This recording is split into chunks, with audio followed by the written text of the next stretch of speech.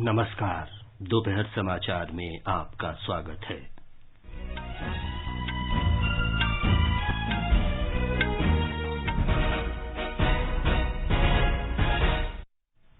प्रधानमंत्री नरेंद्र मोदी आज से 3 दिन की गुजरात यात्रा पर रहेंगे। श्री मोदी 14,500 करोड़ रुपए से अधिक की परियोजनाओं का लोकार्पण और शिलान्यास करेंगे। गुजरात में मोढेरा 24 घंटे सौर ऊर्जा से चलने वाला देश का पहला सौर ग्राम घोषित किया जाएगा। गृह मंत्री अमित शाह ने गुवाहाटी में पूर्वोत्तर परिषद के पूर्ण सत्र में विभिन्न विकास परियोजनाओं की समीक्षा की। आज शाम असम के डरगांव में पुलिस अधीक्षकों के सम्मेलन का उद्घाटन करेंगे। राष्ट्रपति द्रौपदी मुर्मू ने विद्यार्थियों से मातृभूमि के प्रति अपने कर्तव्य को हमेशा याद रखने की अपील की। निर्वाचन आयोग ने शिवसेना के चुनाव चिन्ह तीर धनुष पर रोक लगाई। महाराष्ट्र के मुख्यमंत्री एकनाथ शिंदे और पूर्व मुख्यमंत्री उद्धव ठाकरे को नए चुनाव चिन्ह का चयन करने को कहा। वर्तमान वित्त वर्ष में सकल प्रत्यक्ष कर संग्रह 23% से अधिक बढ़कर 8,98,000 करोड़ रुपए हुआ। पैगंबर हजरत मोहम्मद साहब का जन्मदिन ईद ए मिलादुन्नबी आज मनाया जा रहा है और रांची में दक्षिण अफ्रीका ने भारत के साथ दूसरे एक दिवसीय क्रिकेट मैच में टॉस जीतकर पहले बल्लेबाजी करने का फैसला किया। दोपहर समाचार में अलका सिंह के साथ मैं विमलेंदु पांडे। प्रधानमंत्री नरेंद्र मोदी 3 दिन की यात्रा पर आज गुजरात पहुंचेंगे। यात्रा के पहले दिन प्रधानमंत्री शाम को उत्तरी गुजरात के मेहसाणा जिले के मोढेरा में 3,900 करोड़ रुपए से अधिक की परियोजनाओं की आधारशिला रखेंगे और राष्ट्र को समर्पित करेंगे। हमारी संवाददाता ने बताया है कि इन परियोजनाओं में 511 करोड़ रुपए की साबरमती जगुदन रेल आमान परिवर्तन परियोजना की शुरुआत और ओएनजीसी के नंदासन केंद्र का उद्घाटन शामिल है। अपनी यात्रा के दौरान प्रधानमंत्री सूर्य मंदिर के लिए प्रख्यात मोढेरा गांव को देश का पहला 24 घंटे सौर ऊर्जा संचालित गांव घोषित करेंगे। इस प्रकार की यह पहली परियोजना है जिसके तहत 80 करोड़ रुपए की लागत से प्रतिष्ठित मोढेरा गांव में 1300 से अधिक ग्रामीण घरों पर सोलर रूफटॉप स्थापित किए गए हैं। इससे बिजली बिलों में 60 से 100% से ज्यादा कटौती हुई है। मोढेरा में प्रधानमंत्री कई परियोजनाओं की आधारशिला रखेंगे, जिनमें पाटन से गोजारिया के बीच राष्ट्रीय राजमार्ग 68 को 4 मार्गीय बनाना, मेहसाणा के दूधसागर डेयरी में एक नया स्वचालित मिल्क पाउडर प्लांट स्थापित करने जैसी परियोजनाएं शामिल है। प्रधानमंत्री मोढेश्वरी देवी मंदिर और विश्व प्रसिद्ध मोढेरा सूर्य मंदिर जाएंगे। प्रधानमंत्री सूर्य मंदिर में सौर ऊर्जा आधारित 3D प्रोजेक्शन और heritage light and sound show का उद्घाटन करेंगे। अपर्णा खुन, आकाशवाणी समाचार, अहमदाबाद। गृह मंत्री अमित शाह ने आज गुवाहाटी में पूर्वोत्तर परिषद के 70वें पूर्ण सत्र की अध्यक्षता कर रहे हैं। पूर्वोत्तर क्षेत्र विकास मंत्री जी किशन रेड्डी और 8 पूर्वोत्तर राज्यों के राज्यपाल तथा मुख्यमंत्री इस सत्र में हिस्सा ले रहे हैं। कार्यक्रम के दौरान पूर्वोत्तर में मौजूदा परियोजनाओं की समीक्षा, योजनाओं की प्रगति पर चर्चा, पिछली पूर्ण बैठक की कार्यवाही की स्थिति, केंद्रीय मंत्रालयों का परिव्यय और वर्तमान वित्त वर्ष तथा उसके बाद की योजनाओं पर विचार विमर्श हो रहा है। पूर्वोत्तर के लिए विभिन्न विकास कार्यक्रमों और भविष्य की योजनाओं पर पूर्वोत्तर क्षेत्र विकास मंत्रालय, पूर्वोत्तर परिषद तथा राज्य सरकारों के अलावा कुछ केंद्रीय मंत्रालयों की ओर से प्रस्तुतियां दी जाएंगी। पूर्वोत्तर क्षेत्र विकास मंत्रालय के सचिव लोक रंजन ने पूर्ण सत्र में सभी गण्यमान्य व्यक्तियों का स्वागत किया। श्री लोक रंजन ने देश के विकास इंजन के रूप में पूर्वोत्तर क्षेत्र की दृष्टि और रणनीति पर प्रस्तुति दी। असम में डरगांव में पुलिस अधीक्षकों के सम्मेलन की तैयारियां पूरी हो गई हैं। गृह मंत्री अमित शाह 2 दिन के सम्मेलन का आज शाम उद्घाटन करेंगे। मुख्यमंत्री हेमंत बिस्व शर्मा, केंद्रीय गृह सचिव अजय कुमार भल्ला सहित अन्य वरिष्ठ अधिकारी इस अवसर पर मौजूद रहेंगे। श्री शाह डरगांव में पुलिस प्रशिक्षण केंद्र में एक सम्मेलन केंद्र का भी उद्घाटन करेंगे। सम्मेलन में राज्य के कानून व्यवस्था की स्थिति, लोगों की सुविधा के लिए उपाय और अपराध रिपोर्ट सहित अन्य मुद्दों पर चर्चा की जाएगी।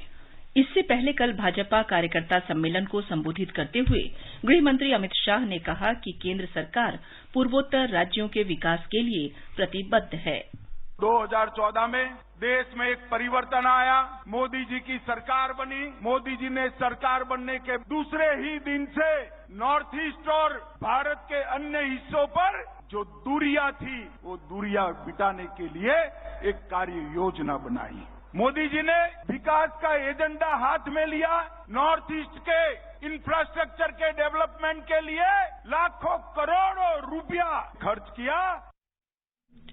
श्री शाह ने कहा कि प्रधानमंत्री नरेंद्र मोदी के नेतृत्व में असम से उग्रवाद की समस्याएं लगभग समाप्त हो गई हैं। गृह मंत्री ने बताया कि पूर्वोत्तर राज्यों के लगभग 80% क्षेत्रों को अब सशस्त्र बल विशेषाधिकार अधिनियम से मुक्त कर दिया गया है।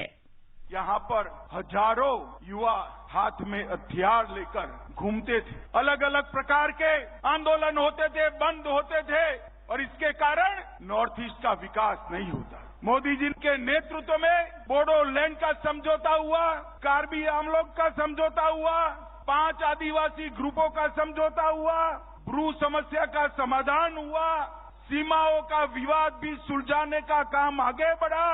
और जो असम कभी आतंकवाद, आंदोलन, गोलीबारी से जाना जाता था, वो असम आज रोजगार, विकास और इंफ्रास्ट्रक्चर के लिए जाना जाने लगा है। राष्ट्रपति द्रौपदी मुर्मू ने आज चंडीगढ़ में पंजाब इंजीनियरिंग कॉलेज की शताब्दी और दीक्षांत समारोह में भाग लिया। इस अवसर पर राष्ट्रपति ने विद्यार्थियों से मातृभूमि के प्रति अपने कर्तव्य को हमेशा याद रखने की अपील की। 100 से अधिक वर्षों के अपने गौरवशाली इतिहास के दौरान ये कॉलेज विद्यार्थियों को गुणवत्ता युक्त तकनीकी शिक्षा के साथ साथ जीवन कौशल की शिक्षा देकर देश की सेवा में अपना योगदान करता रहता है। पीईसी नॉलेज और एक्सीलेंस के एक उत्कृष्ट संसाधन के रूप में माना जाता है। आप सबका ये सुंदर शहर चंडीगढ़ भारत का पहला सुनियोजित शहर है। मुझे विश्वास है कि आने वाले समय में चंडीगढ़ शहर उच्च शिक्षा में उत्कृष्टता का केंद्र बनने के साथ साथ टेक्नोलॉजिकल इनोवेशंस का केंद्र भी बनेगा। महिला सशक्तिकरण के बारे में राष्ट्रपति ने कहा कि महिलाएं सभी क्षेत्रों में आगे बढ़ रही हैं और ये समाज का दायित्व है कि वो बालकों के साथ बालिकाओं को भी आगे बढ़ने के लिए प्रोत्साहित करें। मुझे ये जानकर प्रसन्नता हुई है कि पीईसी में Kalpana Chawla chair of geospatial technology स्थापित है। उनके इस संस्थान में पढ़ने वाली बेटियों की संख्या में और अधिक वृद्धि होगी तथा वो और अधिक मेडल जीतेंगे, ये मेरी अपेक्षा है। देश की प्रगति और अधिक गति प्रदान करने के लिए तकनीकी शिक्षण संस्थानों में छात्राओं की और अधिक संख्या होनी चाहिए।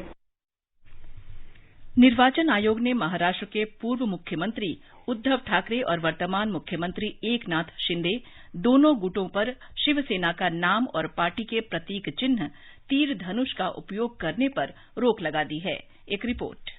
शिवसेना के चुनाव चिन्ह तीर और धनुष पर अंधेरी पूर्व विधानसभा उपचुनाव के लिए रोक लगाई गई है। आयोग ने एक अंतरिम आदेश जारी किया और दोनों ही धड़ों पर इस मामले में अंतिम निर्णय होने तक पाबंदी लगा दी है ताकि वे अपने अधिकारों और हितों की रक्षा कर सके। आयोग ने ये भी कहा कि दोनों ही गुट अब नए नाम से जाने जाएंगे, लेकिन ये नाम शिवसेना शब्द से जुड़ा भी हो सकता है। आयोग ने कहा कि दोनों गुटों को उपचुनाव के लिए अपना नया प्रतीक चिन्ह चुनना होगा। समाचार कक्ष से मनोज। इस बीच महाराष्ट्र में शिवसेना के दोनों धड़ों को पार्टी का नाम और उसके चुनाव चिन्ह तीर कमान को इस्तेमाल न करने के बारे में निर्वाचन आयोग द्वारा पारित अंतरिम आदेश को लेकर राजनीतिक गतिविधियां तेज हो गई हैं।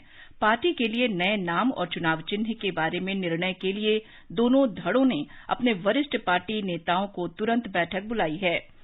उद्धव ठाकरे के निवास स्थान मातोश्री में इस मुद्दे पर बैठक हो रही है। एकनाथ शिंदे के नेतृत्व में आज शाम मुख्यमंत्री के दक्षिण मुंबई स्थित सरकारी निवास पर एक बैठक होगी। दोनों ही धड़ों को निर्वाचन आयोग द्वारा कल दोपहर बाद तक अपनी पार्टी के नए नाम और चुनाव चिन्ह आयुक्त के समक्ष प्रस्तुत करने को कहा गया है। आज की बैठक में दोनों पक्षों को अपने संभावित पार्टी का नाम और चुनाव चिन्ह को अंतिम रूप देना है। पिछले वर्ष की तुलना में वर्तमान वित्त वर्ष में सकल प्रत्यक्ष कर संग्रह में 23% से अधिक की वृद्धि हुई है। इस वर्ष 8,98,000 करोड़ रुपए प्रत्यक्ष कर के रूप में प्राप्त हुए हैं। वित्त मंत्रालय ने बताया है कि प्रत्यक्ष कर संग्रह में लगातार वृद्धि दर्ज की गई है। प्रत्यक्ष कर संग्रह का कुल रिफंड 7,45,000 करोड़ रुपए है। ये पिछले वर्ष की इसी अवधि में कुल संग्रह से 16.3% अधिक है। मंत्रालय के अनुसार वर्तमान वित्तीय राजकोष के लिए बजट में अनुमानित प्रत्यक्ष कर का 52% से अधिक संग्रह हो चुका है। इस वर्ष 1 अप्रैल से 8 अक्टूबर के दौरान 1,53,000 करोड़ रुपए का रिफंड जारी किया गया है। ये पिछले वर्ष की इसी अवधि के दौरान जारी रिफंड से 81% अधिक है। ये समाचार हमारी वेबसाइट newsonair.com/हिंदी और हमारे mobile app news on AIR पर भी उपलब्ध हैं। क्या आप वरिष्ठ नागरिक हैं? क्या आपके मन में सेहत, आर्थिक, सामाजिक या भावनात्मक मुद्दों से जुड़ा कोई सवाल है? आकाशवाणी आपके लिए लेकर आया है कार्यक्रम एक कदम और बुजुर्गों के लिए, हर रविवार रात 9:30 बजे FM गोल्ड पर। आप अपने सवाल हमें व्हाट्सएप नंबर 9289094044 पर भेज सकते हैं या इस पते पर ईमेल कर सकते हैं एक कदम और airnews@gmail.com। दोपहर समाचार में आपका फिर स्वागत है।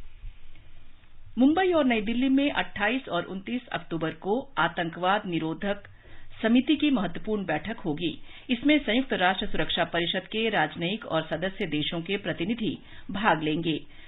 इस विशेष बैठक में आतंकवाद से निपटने के लिए नई प्रौद्योगिकी के इस्तेमाल पर विचार विमर्श होगा। फिलहाल भारत संयुक्त राष्ट्र सुरक्षा परिषद आतंकवाद निरोधक समिति वर्ष 2022 का अध्यक्ष है। सुरक्षा परिषद आतंकवाद निरोधी समिति की अध्यक्ष और संयुक्त राष्ट्र में भारत की स्थायी प्रतिनिधि रुचिरा कंबोज ने संवाददाताओं को बताया कि 26/11 के आतंकी हमले के परिदृश्य में ये बैठक बुलाई गई है। इस हमले में मारे गए लोगों की स्मृति में संयुक्त राष्ट्र सुरक्षा परिषद के सदस्य पुष्प चक्र अर्पित करेंगे। वर्ष 2008 के मुंबई आतंकी हमले को पाकिस्तान आधारित लश्कर-ए-तैयबा की आतंकियों ने अंजाम दिया था। इसमें 160 से अधिक लोग मारे गए थे। The special committee is also meeting in Mumbai. That in itself will be a tribute and a statement to the horrific incident that happened in Mumbai. The committee members will be placing a memorial wreath at the very spot where this incident happened in tribute and in memoriam. As far as participation at the special committee is concerned, I can tell you that it's going to be a very healthy corpus because, as all of you have just mentioned, terrorism is no longer an issue that is based by any one particular country. It is a transnational issue. It needs joined up effort, and that is precisely why I think the special meeting is evincing a huge amount of interest. विदेश मंत्री सुब्रमण्यम जयशंकर ने कहा है कि भारत और New Zealand के बीच मजबूत सहयोग से क्षेत्र में शांति, समृद्धि और प्रगति सुनिश्चित होगी। वेलिंगटन में नए भारतीय उच्चायोग चांसरी का औपचारिक उद्घाटन करते हुए उन्होंने कहा कि कम समय में ही न्यूजीलैंड की 3 मंत्री स्तरीय यात्राएं न्यूजीलैंड के साथ संबंधों को बढ़ाने की भारत की इच्छा को दर्शाती हैं। श्री जयशंकर ने कहा कि व्यापार, डिजिटल, कृषि, शिक्षा, कौशल, पारंपरिक चिकित्सा और समुद्री सुरक्षा क्षेत्र में अपार संभावनाएं हैं। क्रीमिया को रूस के मुख्य भाग से जोड़ने वाले पुल के कुछ हिस्से को कल हाल ही में जबरदस्त धमाके से नुकसान पहुंचा था। रूस ने इसकी मरम्मत और सुरक्षा का कार्य शुरू कर दिया है। राष्ट्रपति व्लादिमीर पुतिन ने संघीय सुरक्षा सेवा को इसकी जिम्मेदारी दी है। इसराइल की सेना ने कहा है कि पूर्वी यरूशलेम में एक चौकी पर कल रात हुए हमले में उसके एक सैनिक की हत्या कर दी गई। शुआफात फलस्तीनी शरणार्थी शिविर के पास जांच चौकी पर एक हमलावर ने 2 नागरिकों को गंभीर रूप से घायल भी कर दिया। हमलावर की तलाश जारी है। आगे बढ़ने से पहले मुख्य समाचारों पर एक नजर। प्रधानमंत्री नरेंद्र मोदी आज से 3 दिन की गुजरात यात्रा पर रहेंगे। श्री मोदी 14,500 करोड़ रुपए से अधिक की परियोजनाओं का लोकार्पण और शिलान्यास करेंगे। गुजरात में मोढेरा 24 घंटे सौर ऊर्जा से चलने वाला देश का पहला सौर ग्राम घोषित किया जाएगा। गृह मंत्री अमित शाह ने गुवाहाटी में पूर्वोत्तर परिषद के पूर्ण सत्र में विभिन्न विकास परियोजनाओं की समीक्षा की। आज शाम असम के डरगांव में पुलिस अधीक्षकों के सम्मेलन का उद्घाटन करेंगे। राष्ट्रपति द्रौपदी मुर्मू ने विद्यार्थियों से मातृभूमि के प्रति अपने कर्तव्य को हमेशा याद रखने की अपील की है। निर्वाचन आयोग ने शिवसेना के चुनाव चिन्ह तीर धनुष पर रोक लगाई। महाराष्ट्र के मुख्यमंत्री एकनाथ शिंदे और पूर्व मुख्यमंत्री उद्धव ठाकरे को नए चुनाव चिन्ह का चयन करने को कहा। वर्तमान वित्त वर्ष में सकल प्रत्यक्ष कर संग्रह 23% से अधिक बढ़कर 8,98,000 करोड़ रुपए हुआ। पैगंबर हजरत मोहम्मद साहब का जन्मदिन ईद मिलाद उन नबी आज मनाया जा रहा है और रांची में दक्षिण अफ्रीका ने भारत के साथ दूसरे एक दिवसीय क्रिकेट मैच में टॉस जीतकर पहले बल्लेबाजी करने का फैसला किया। चीन में पेइचिंग में भारतीय दूतावास के स्वामी विवेकानंद सांस्कृतिक केंद्र और शंघाई ग्वांगझू और हांगकांग में भारतीय महावाणिज्य दूतावास में दुर्गा पूजा पारंपरिक हर्षोल्लास के साथ मनाई गई। चीन में भारत के राजदूत प्रदीप रावत ने विभिन्न त्योहारों को आयोजित करने के भारतीय समुदाय के लगातार प्रयासों की सराहना की। यूनेस्को ने 2021 में दुर्गा पूजा को मानवता की अमूर्त सांस्कृतिक विरासत घोषित किया था। आज महर्षि वाल्मीकि जयंती मनाई जा रही है। आदि कवि महर्षि वाल्मीकि ने महान ग्रंथ रामायण की रचना की थी। इस अवसर पर देश भर में कई आयोजन किए जा रहे हैं। प्रधानमंत्री नरेंद्र मोदी ने वाल्मीकि जयंती के अवसर पर लोगों को शुभकामनाएं दी हैं। उन्होंने महर्षि वाल्मीकि पर अपने विचारों का वीडियो भी साझा किया। जननी जन्मभूमिश्च स्वर्गादपि गरीयसी।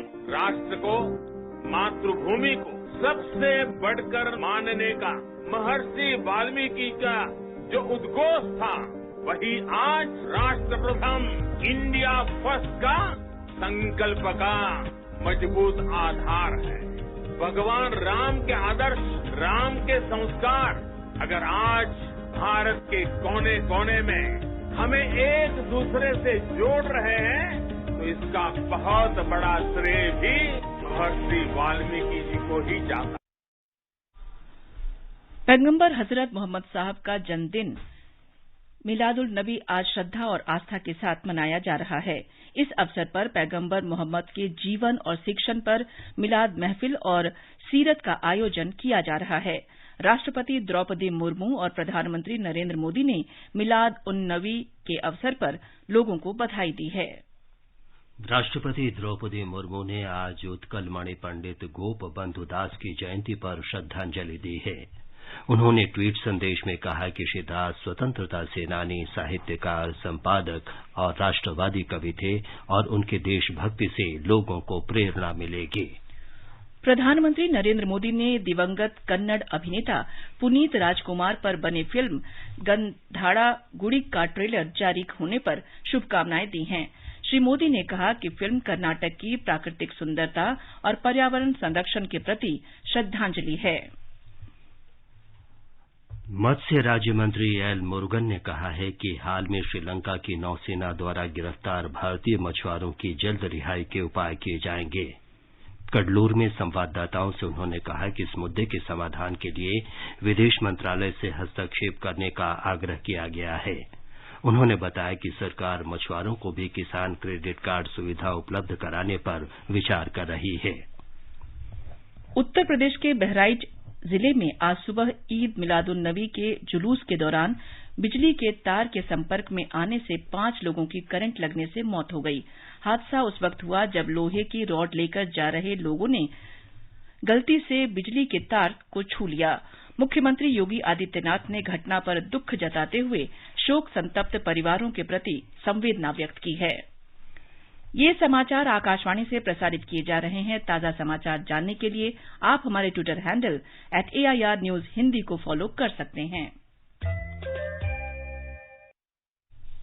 दक्षिण अफ्रीका ने रांची में भारत के साथ दूसरे एक दिवसीय क्रिकेट मैच में टॉस जीतकर पहले बल्लेबाजी करने का फैसला किया है।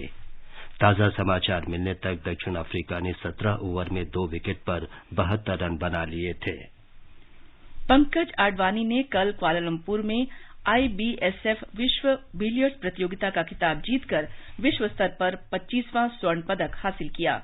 उन्होंने फाइनल में सौरभ कोठारी को 4-0 से मात देकर लगातार 5वीं बार खिताब पर कब्जा किया। भारत का सबसे बड़ा लोक सेवा प्रसारक आकाशवाणी स्वतंत्रता के 75 वर्षों से देश के करोड़ों लोगों के लिए सूचना और शिक्षा का एक प्रमुख माध्यम रहा है। आकाशवाणी आजाद भारत के बाद आकाशवाणी के साथ श्रृंखला में स्वतंत्रता के 75 वर्ष पूरे होने का उत्सव मना रहा है। इस कार्यक्रम में स्वतंत्रता के बाद जीवन के विभिन्न क्षेत्रों में भारत की विकास यात्रा की जानकारी दी जाती है। आज की कड़ी में हम भारत में कन्नड़ और मलयालम सिनेमा की यात्रा के बारे में बता रहे हैं।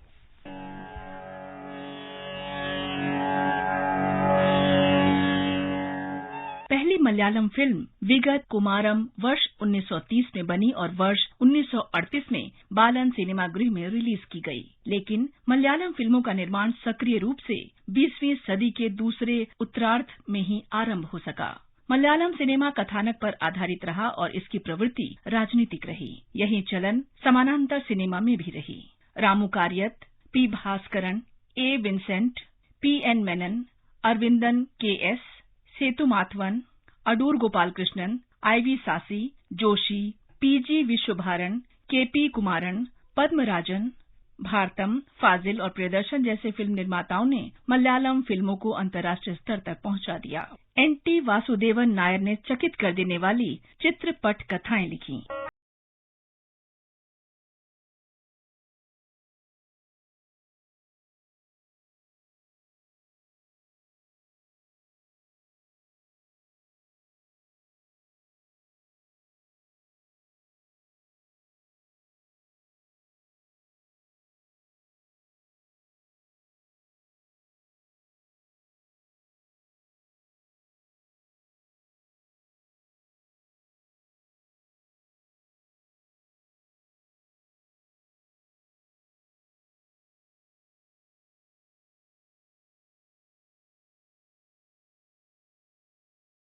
ऐसी अभिनेत्रियों ने दर्शकों को अपने अभिनय से रोमांचित कर दिया। अभिनेता प्रेम नजीर ने रिकॉर्ड 520 फिल्मों में मुख्य भूमिका निभाकर गिनीज वर्ल्ड रिकॉर्ड बुक में अपना नाम दर्ज कराया। दक्षिण मूर्ति, G देवराजन, सलील चौधरी और इलैया राजा जैसे संगीतकारों ने मलयालम फिल्मों को मधुर संगीत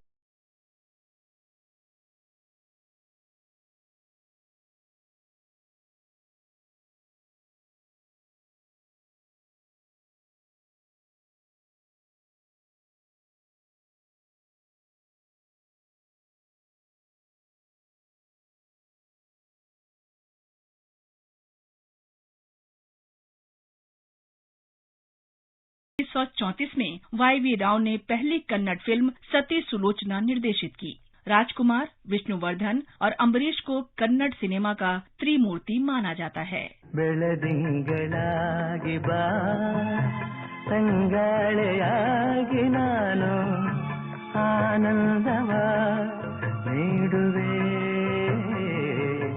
ಒಂದಾಗುವೆ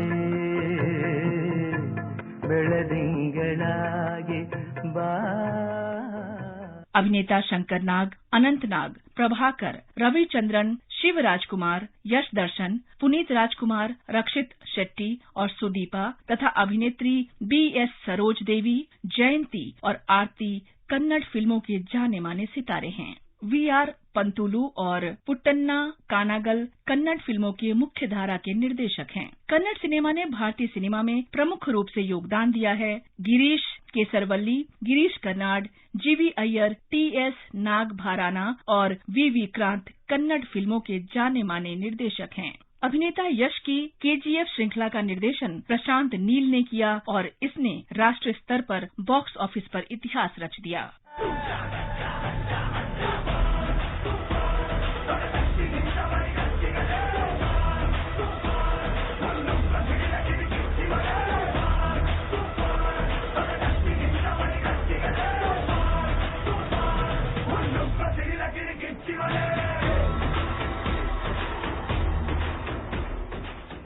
कहा जाता है कि जनवरी से जुलाई 2022 तक कन्नड़ सिनेमा का घरेलू फिल्म बाजार में 8% हिस्सा रहा है। इससे ये भारतीय फिल्म बाजार का चौथा सबसे बड़ा हिस्सेदार बन गया है। कल फिल्म श्रृंखला के समापन में हम आपको बड़े फिल्म उद्योगों के अलावा शेष भारत में बनी फिल्मों के बारे में बताएंगे। आकाशवाणी समाचार डेस्क से अलका सिंह।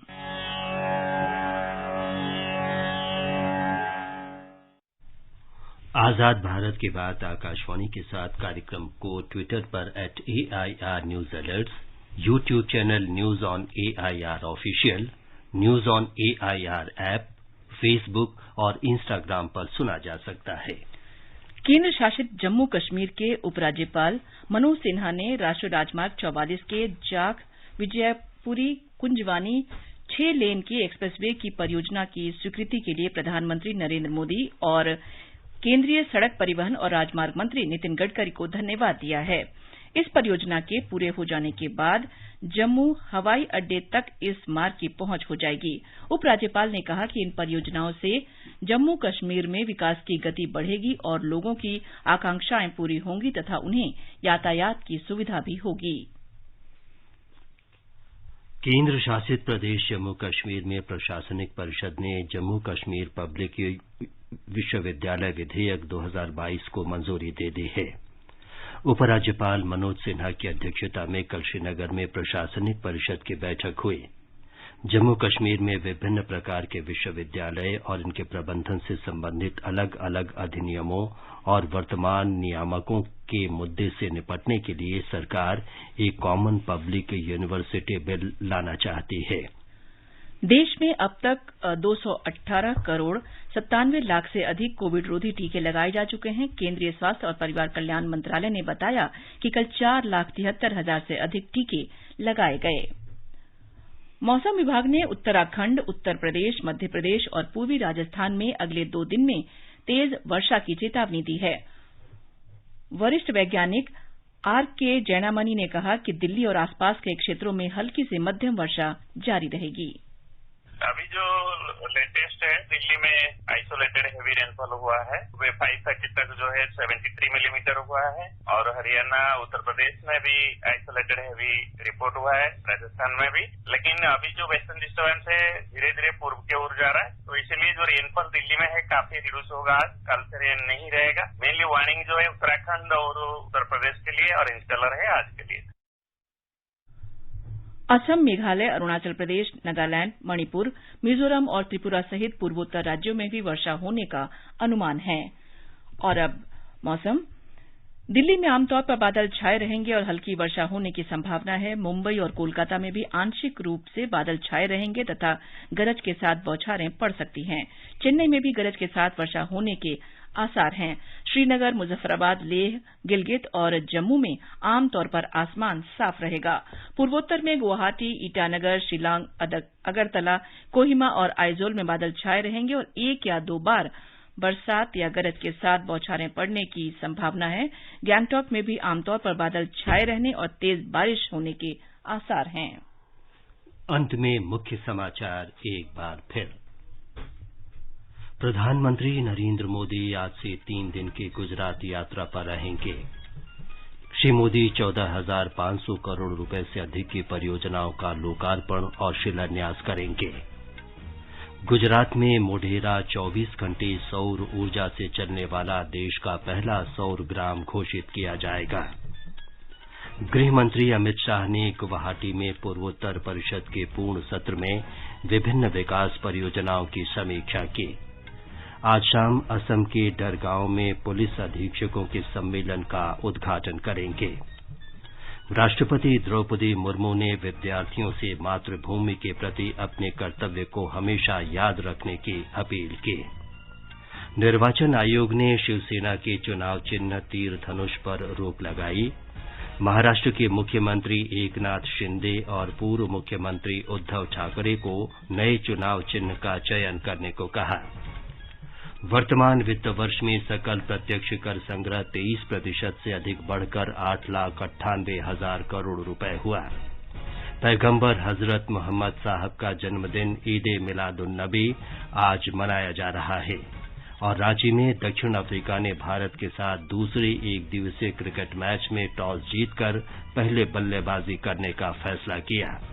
इसके साथ ही दोपहर समाचार का ये अंक समाप्त हुआ। नमस्कार।